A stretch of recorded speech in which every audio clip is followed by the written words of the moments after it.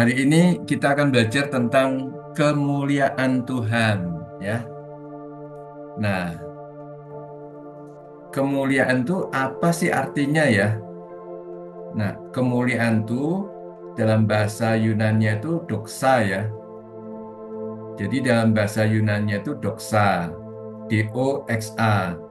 Dalam bahasa Ibraninya itu kavod ya. Itu berarti eh, bobot, nilai, rasa hormat, kehormatan, kebesaran, kemegahan, keagungan. Jadi kemuliaan itu punya arti bobot ya, bobot, nilai, rasa hormat, kehormatan ya, kebesaran, kemegahan dan keagungan.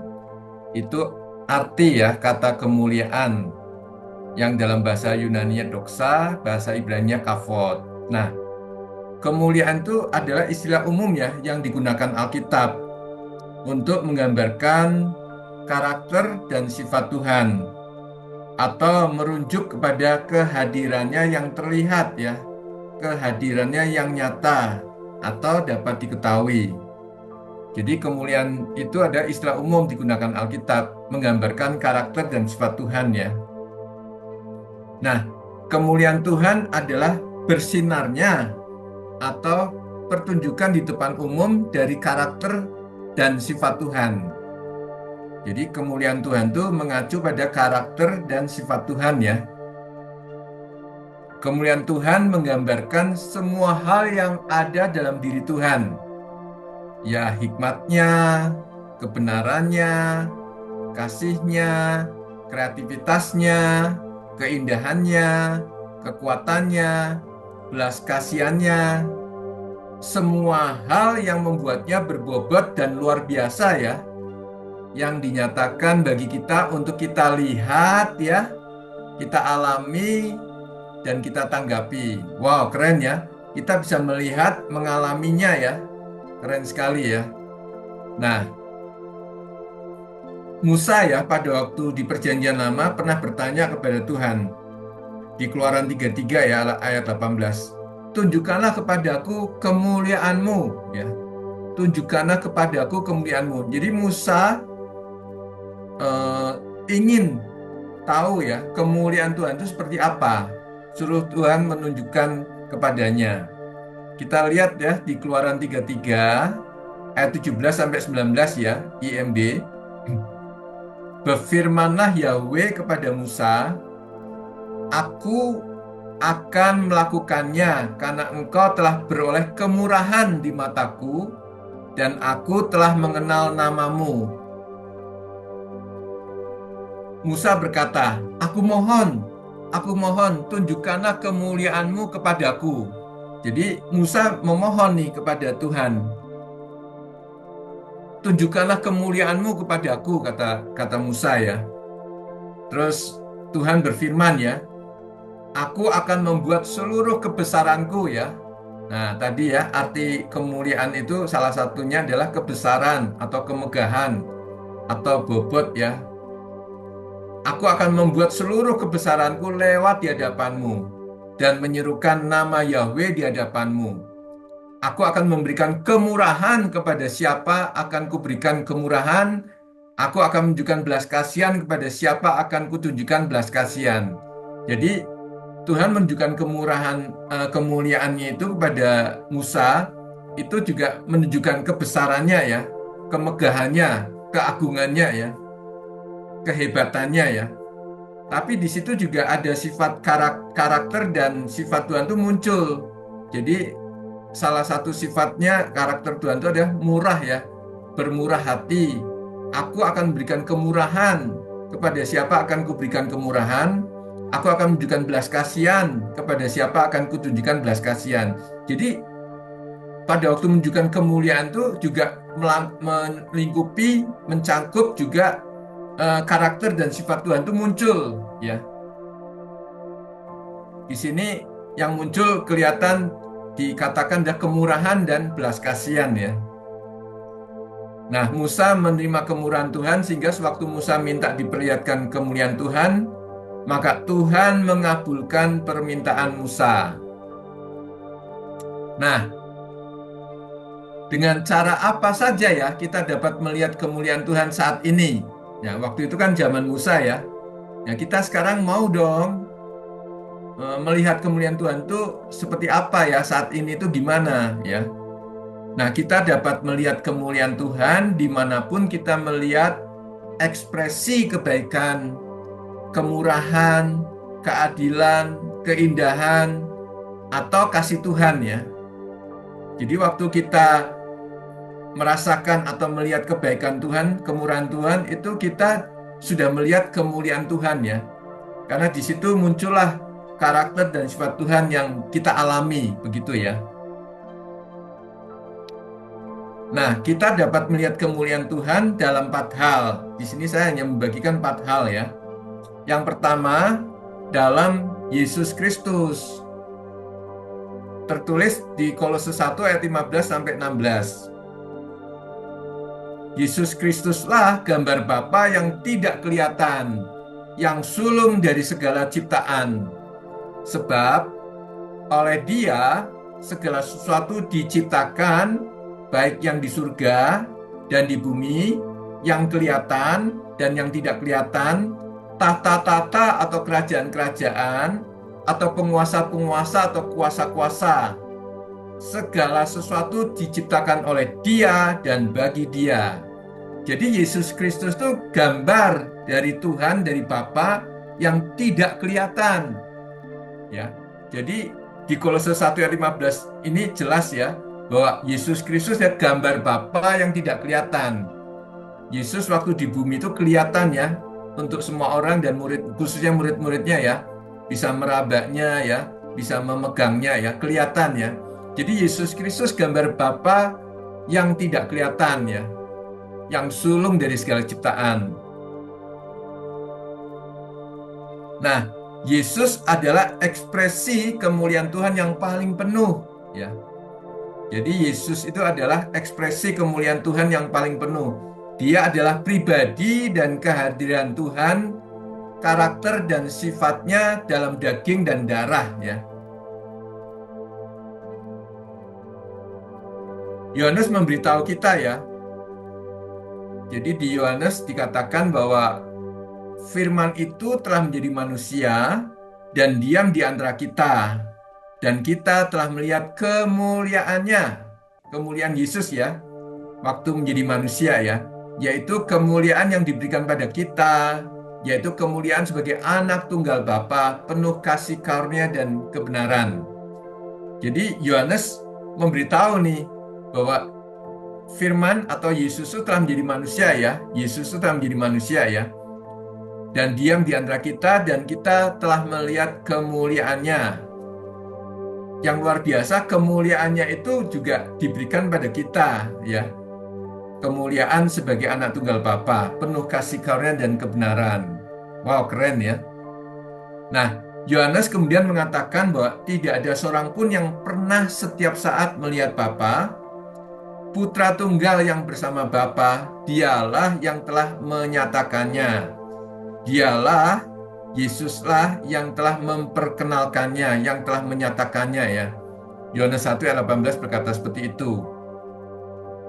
Dengan kata lain ya, Yesus adalah wahyu Tuhan kepada kita.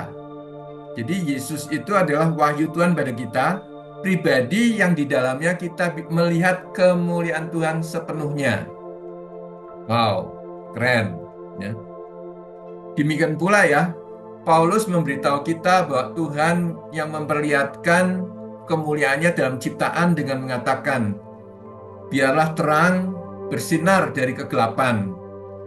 Kini telah bersinar di dalam hati kita untuk memberikan terang pengetahuan ya tentang kemuliaan Tuhan di hadapan kita, Yesus Kristus ya. Nah, kita melihat di 2 Korintus 4 ayat 6, sebab Bapalah yang berfirman, dari gelap terbitlah terang. Dialah yang bersinar dalam hati kita untuk memberi terang dari pengetahuan tentang kemuliaan Bapa yang nampak pada wajah Yesus Kristus.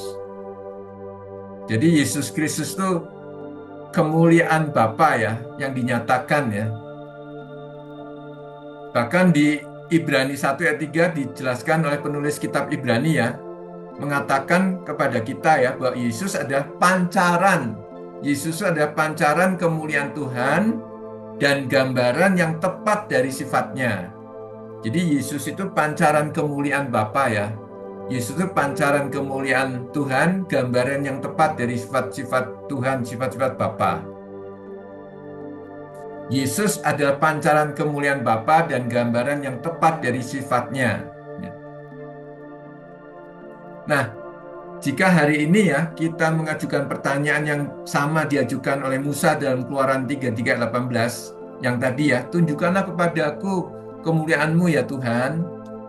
Tuhan akan berkata pada kita begini, pandanglah Yesus dan lihatlah Dia memberitakan namaku dan membuat segala kebaikanku dinyatakan di hadapanmu melalui pribadi dan perbuatannya seperti yang dilihat di kitab suci. Sekali lagi ya, kalau sekarang kita minta ya kepada Bapa, tunjukkanlah padaku kemuliaan-Mu Bapa. Bapa berkata kepada kita gini, pandanglah Yesus, dan lihatlah Dia memberitakan namaku dan membuat segala kebaikanku dinyatakan di hadapanmu melalui pribadi dan perbuatannya seperti yang dilihat di kitab suci. Jadi memang Yesus itu adalah pancaran kemuliaan Bapa dan gambaran sifat Bapa yang sejati ya, terlihat di dalam Yesus Kristus ya. Nah, Yesus Kristus Tuhan sendiri adalah firman yang menjadi manusia ya, yang datang dan membuat Bapa yang tidak kelihatan menjadi kelihatan ya. Yang datang untuk menunjukkan pada kita jejak pasti dari keaslian Bapa ya. Yang datang untuk menunjukkan pada kita Bapa di dalam dirinya ya. Yang datang agar kasih Bapa yang datang untuk menunjukkan pada kita akan kasih Bapa ya. Yang datang untuk menunjukkan pada kita Bapa di dalam dirinya, yang datang agar kasih Bapa dinyatakan ya. Yesus melakukan semua ini karena Dia datang memuliakan Bapa. Jadi Yesus itu menggambarkan segalanya Bapa ya. Kasihnya yang luar biasa, menggambarkan Bapa di dalam dirinya, dan banyak hal yang kita bisa melihat karakter dan sifat-sifat Bapa itu terpancar di dalam Yesus ya. Bahkan Yesus sendiri melakukan semua itu karena Dia datang memuliakan Bapa. Itu tertulis di Yohanes 17 ayat 4 ya.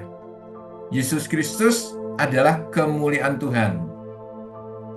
Jadi yang pertama tadi dalam Yesus Kristus ya, kita bisa melihat kemuliaan Tuhan saat ini. Yang kedua adalah dalam penciptaan ya. Dalam penciptaan. Pemazmur memberitahu kita bahwa langit memberitakan kemuliaan Tuhan. Itu tertulis di Mazmur 19 ayat 1 yang bagian A ya. Jadi langit itu memberitakan kemuliaan Tuhan. Penciptaan itu juga menceritakan ya. Menceritakan atau menggambarkan atau memberitakan kemuliaan Tuhan. Itu langit ya. Ciptaan Tuhan memiliki jejak penciptanya ya.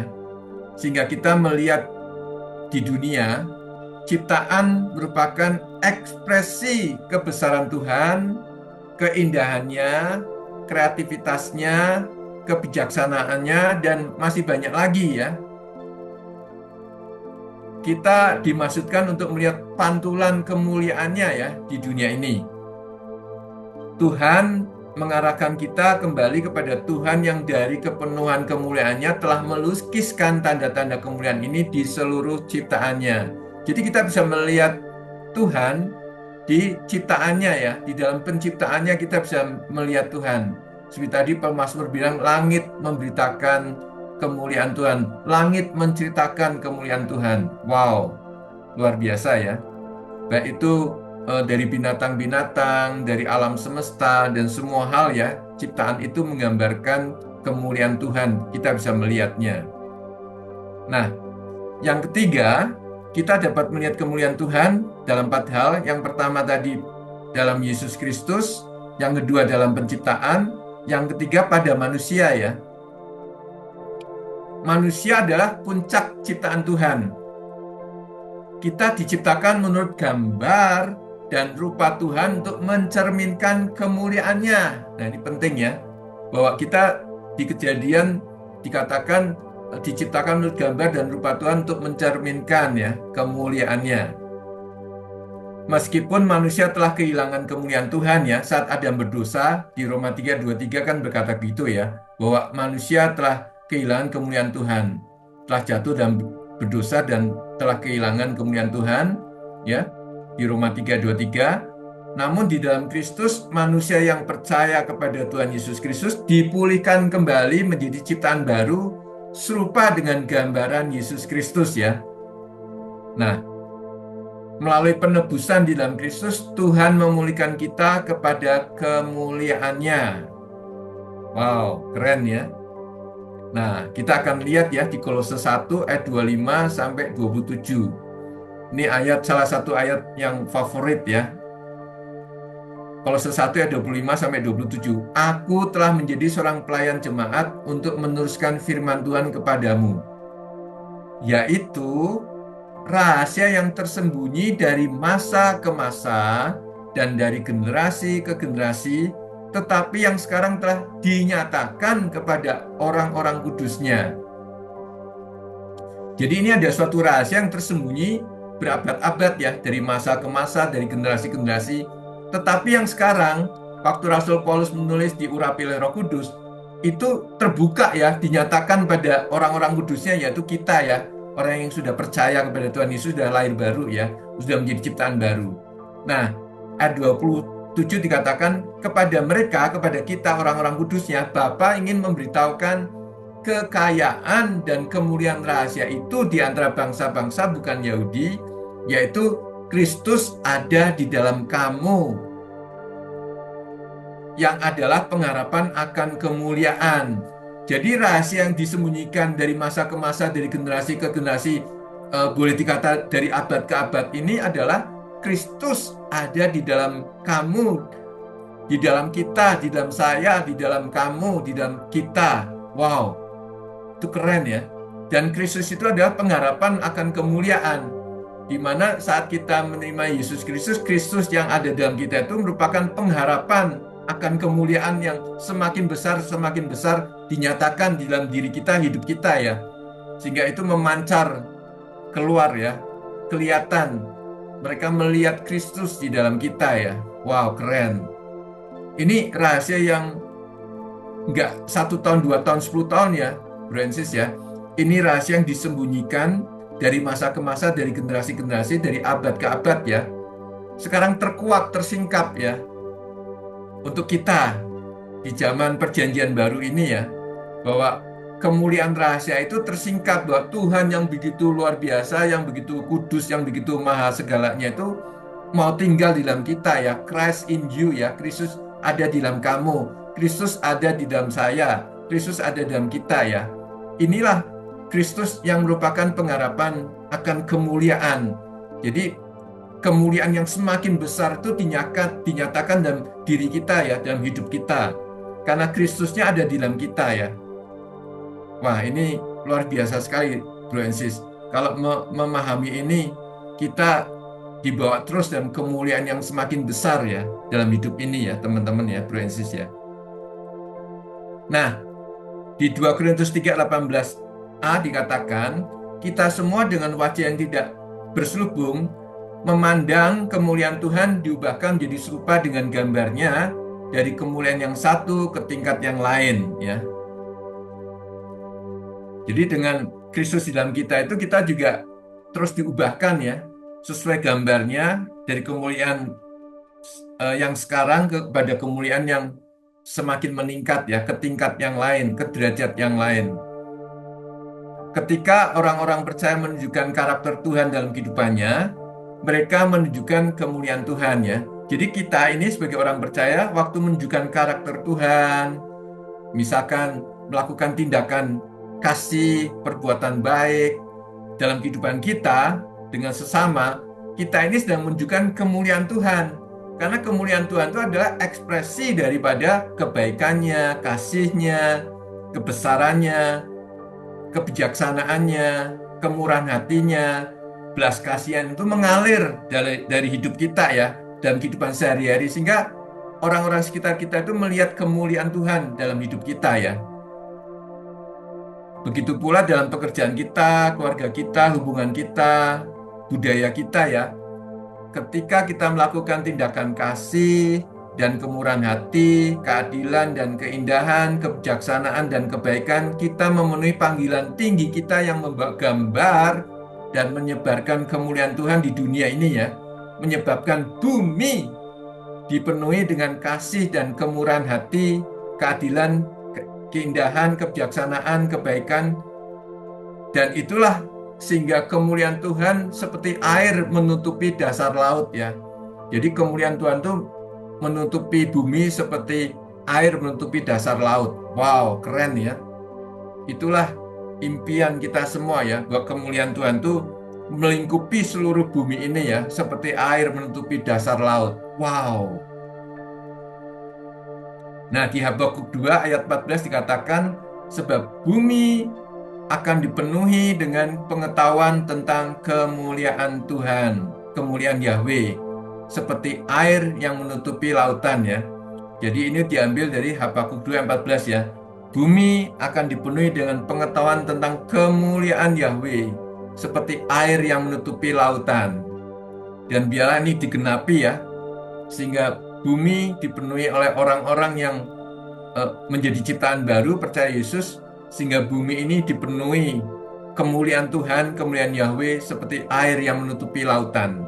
Semakin banyak orang yang percaya kepada Yesus mengalami menjadi ciptaan baru, semakin besar kemuliaan Yahweh dinyatakan di bumi ini ya. Seperti air menutupi lautan. Wow, keren ya. Nah, yang keempat ya, kita dapat melihat kemuliaan Tuhan dalam 4 hal. Yang keempat adalah dalam Injil ya. Dalam Injil. Nah, kita melihat ya, kalau kita baca Roma 1 ya, dari ayat 1 sampai ayat terakhir, tapi saya akan bacakan di sini Roma 1 ayat 16-17, 21 sampai 23 dan 25 saja ya. Roma 1 ayat 16. Sebab aku tidak malu akan Injil Kristus, karena Injil itu kuasa Tuhan yang menyelamatkan setiap orang yang percaya, pertama-tama bagi orang Yahudi dan juga bagi orang Yunani. Ayat 17, sebab di dalamnya kebenaran Tuhan dinyatakan dari iman kepada iman, seperti telah tertulis, orang benar akan hidup oleh iman. Ayat 21, sebab sekalipun telah mengenal Tuhan, mereka tidak memuliakan Dia. Ini orang-orang yang tidak percaya kepada Yesus Kristus Tuhan ya. Sebab sekalipun telah mengenal Tuhan, mereka tidak memuliakan Dia sebagai Tuhan atau mengucap syukur kepadanya. Sebaliknya, pikiran mereka menjadi sia-sia dan hati mereka yang bebal telah digelapkan. Dengan mengaku diri bijak, mereka menjadi bodoh dan menukar kemuliaan Tuhan yang kekal dengan gambar manusia yang fana dan burung-burung dan binatang berkaki 4 serta binatang melata. Mereka mengganti kebenaran Tuhan dengan kebohongan. Mereka menyembah dan melayani ciptaan lebih daripada pencipta yang terpuji selama-lamanya. Amin. Jadi Roma ini menceritakan bahwa orang-orang kafir, orang-orang di luar Yesus Kristus Tuhan, yang belum percaya Yesus Kristus Tuhan, itu mereka pikirannya itu sia-sia, ya. Pikirannya sia-sia sehingga hatinya mereka bebal ya, digelapkan ya. Nah, karena pikiran mereka sia-sia, mereka itu bodoh. Sehingga menukar kemuliaan Tuhan yang kekal, yang hebat itu, yang dahsyat itu, yang luar biasa itu, mereka kemudian menyembah patung-patung, ya, gambar manusia yang fana, burung-burung dan binatang berkaki 4 serta binatang melata. Jadi mereka bikin menebang kayu di hutan ya, pohon-pohon ditebang, terus kayunya dibikin ukiran untuk membuat patung binatang, terus disembah begitu ya. Jadi mereka menukar kemuliaan Tuhan yang kekal dengan gambar manusia yang fana dan burung-burung dan binatang berkaki empat serta binatang melata. Dan itu semua karena mereka mengganti kebenaran Tuhan yang dari Injil itu dengan kebohongan. Mereka semua itu menyembah dan melayani ciptaan lebih daripada pencipta yang terpuji selama-lamanya. Jadi baik pohon, binatang itu kan ciptaan, tapi disembah oleh mereka karena mereka pikirannya sudah sia-sia, sudah bodoh ya, tidak mengerti ya. Nah, jadi sehingga mereka kemudian nanti kalau Bro Ensis membaca Roma selanjutnya, mereka kemudian hidupnya kacau ya, amburadul ya. Yang laki-laki suka pada laki-laki, yang perempuan suka pada perempuan ya. Jadi kacau karena menyembah ciptaan lebih daripada pencipta yang terpuji selama-lamanya. Jadi ada yang gay, ada yang lesbian. Itu udah tertulis dari kitab Roma ya. Ini udah tertulis jauh ya. Dari kitab Roma itu udah tertulis menggambarkan manusia ya, yang dimana tidak menyembah pencipta yang terpuji selama-lamanya, tapi menyembah melayani ciptaan. Begitu ya, teman-teman ya. Nah, kita menerima kebenaran sejati dari Injil. Kebenarannya ini yang membuat kita mengalami kemuliaannya. Kita tidak tertipu ya oleh kebohongan-kebohongan dunia ini, karena kita berpegang teguh pada kebenarannya. Kebenarannya inilah yang senantiasa membawa kita untuk menerima kemuliaannya dan memuliakannya. Sewaktu kita menerima kebenaran sejati dari Injil, maka pikiran kita diubahkan dan kita dibawa dalam tingkat kemuliaan yang lebih besar. Wow, keren ya. Jadi penting sekali ya, pikiran kita itu diubahkan dan masuk dalam tingkat kemuliaan yang lebih besar. Nah, kita lihat di Roma 12 ayat 2 ya. Dikatakan, janganlah menjadi serupa dengan orang-orang di dunia ini, tetapi biarlah kamu diubahkan oleh pembaruan pikiranmu, agar kamu dapat mengenal kehendak Bapa yang baik, yang berkenan, dan yang sempurna. Jadi, kata diubahkan itu metamorfo ya. Dikatakan di Roma 12 ayat 2 dikatakan, janganlah menjadi serupa dengan orang-orang di dunia ini, tetapi biarlah kamu diubahkan. Bahasa Yunaninya itu metamorfo, ya, oleh pembaruan pikiranmu. Jadi saat kita memperbarui pikiran kita dengan firman, kita diubahkan, metamorfo, ya. Nah, kata metamorfo itu sama dipakai di 2 Korintus 3 ya, ayat 18. Dikatakan di 2 Korintus 3:18, dan kita semua dengan wajah yang tidak berselubung memandang kemuliaan Tuhan diubahkan metamorfo ke dalam gambar yang sama dari satu tingkat kemuliaan ke tingkat yang lain. Karena ini berasal dari Tuhan yang adalah Roh. Ini 2 Korintus 3:18 English Standard Version ya. Kalau versi lain dikatakan kita semua mencerminkan kemuliaan Tuhan dengan muka yang tidak berselubung, dan karena kemuliaan itu datangnya dari Tuhan yang adalah Roh, maka kita diubah metamorfo ya, menjadi serupa dengan gambarnya dalam kemuliaan yang semakin besar.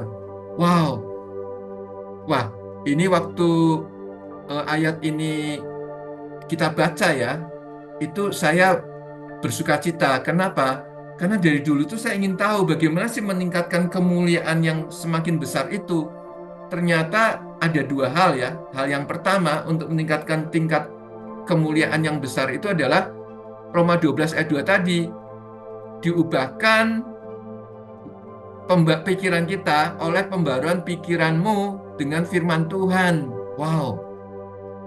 Jadi yang pertama adalah dengan diubahkan pembaruan pikiran kita ya. Dan yang kedua adalah memandang kemuliaan Tuhan. Memandang Tuhan ya. Nah, nanti kita lihat ya. Jadi pikiran kita diubahkan oleh kebenaran sejati dari Injil. dengan kita mempelajari, meneliti, dan merenungkan firman kebenaran dari Injil. Ternyata kita menerima kemuliaan Tuhan yang lebih besar lagi. Wow, keren. Waktu saya menemukan ini, saya bersuka cita ya, bersorak-sorai. Karena ternyata untuk menerima kemuliaan yang lebih besar itu dengan kita banyak merenungkan firman, meneliti, mempelajari, menyelidiki firman itu. Firman kebenaran dari Injil itu ya. Dan itu membawa kita dalam kemuliaan yang semakin besar. Wow. Pantesan ya, Bro Ensis ya.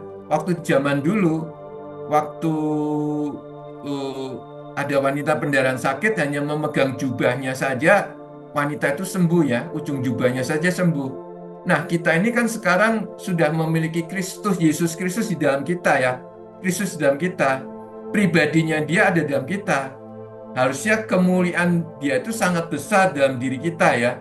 Seperti Rasul Petrus ya, berjalan bayangannya bisa menyembuhkan orang. Harusnya kita anak-anak Tuhan, orang-orang kudusnya itu seperti itu ya.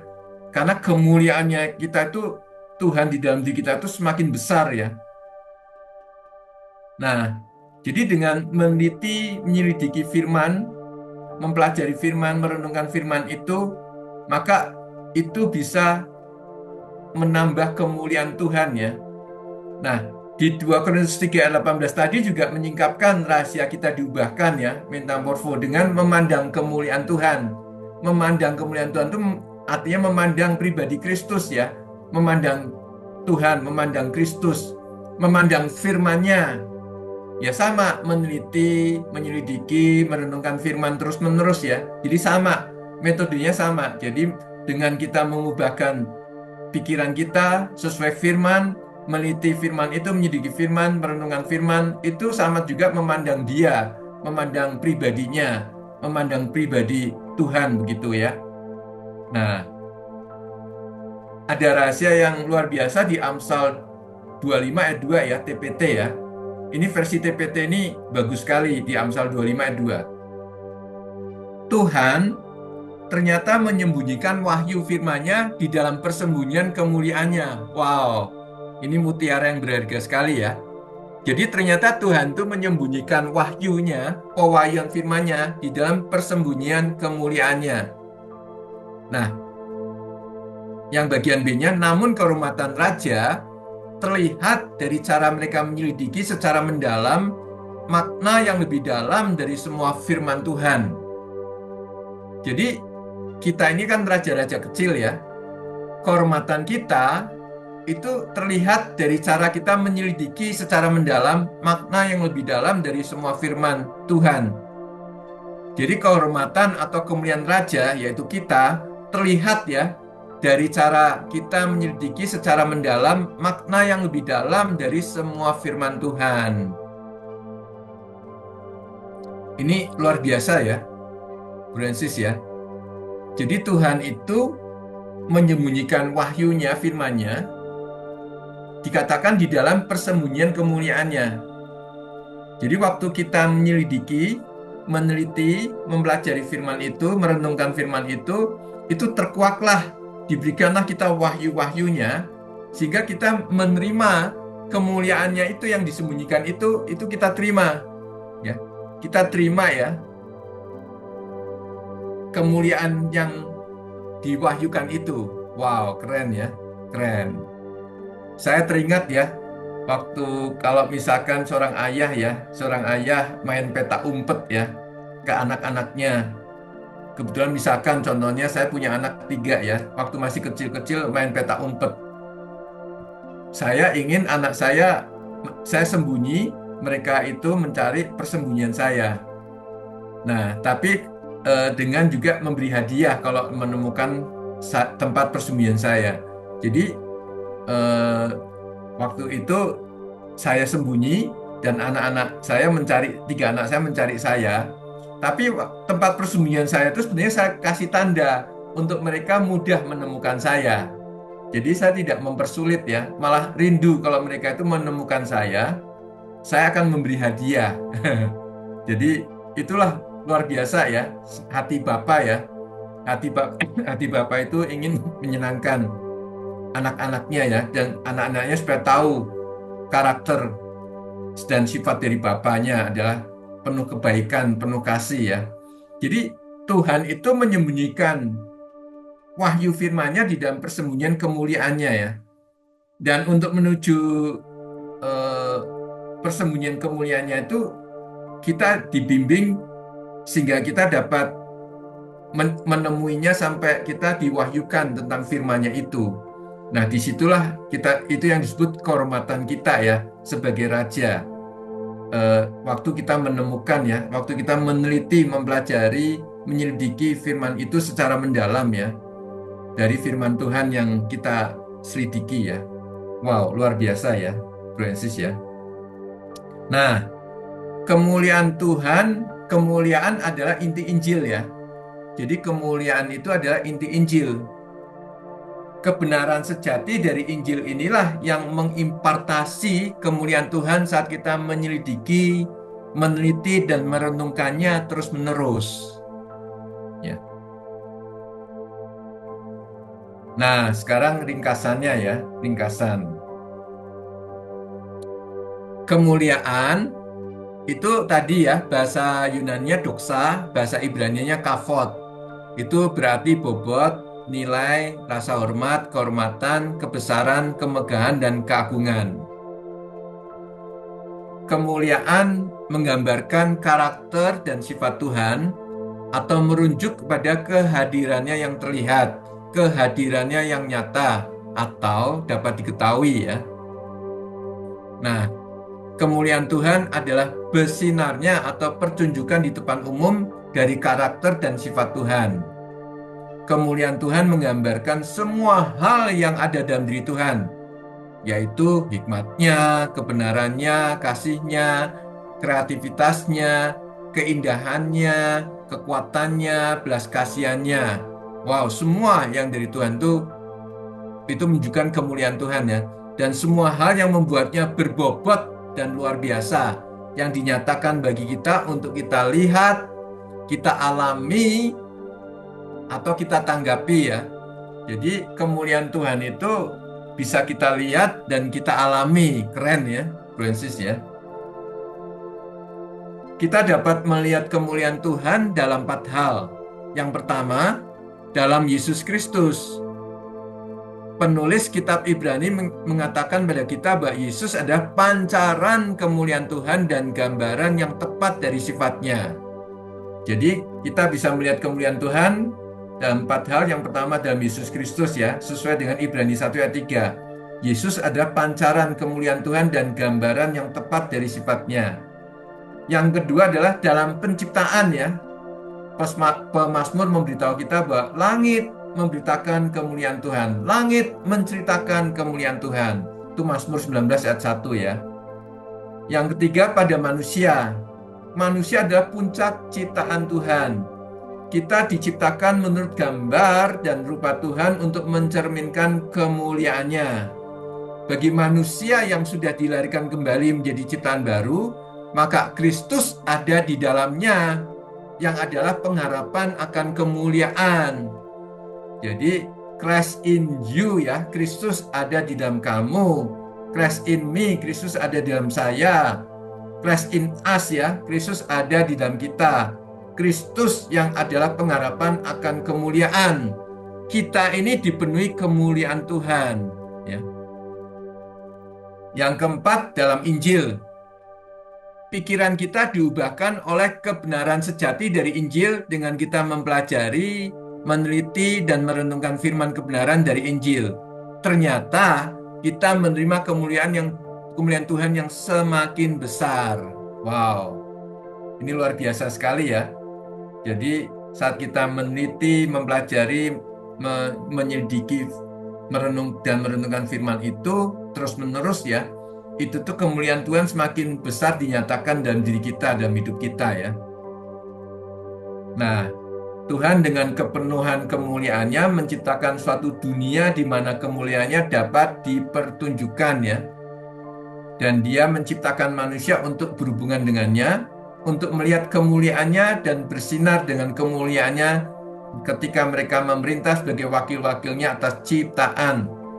sehingga seluruh bumi akan dipenuhi dengan kemuliaan Tuhan, dengan kehidupan dan kasih serta sukacita selamanya. Wow, inilah cita-cita saya ya, kita semua ya, bahwa bumi dipenuhi kemuliaan Tuhan, di mana orang-orang di bumi ini semuanya percaya kepada Yesus Kristus Tuhan, karena Yesus Kristus sudah datang atas diri kita, atas orang-orang yang percaya. Tuhan akan masuk ke dalam orang-orang yang ada di bumi ini. Mereka akan dipenuhi oleh Kristus, akan dipenuhi oleh kemuliaan Tuhan, sehingga bumi penuh kemuliaan Tuhan. Dan itulah kehidupan dan kasih serta sukacita selama-lamanya ya. Amin. Tuhan Yesus memberkati bro semua ya.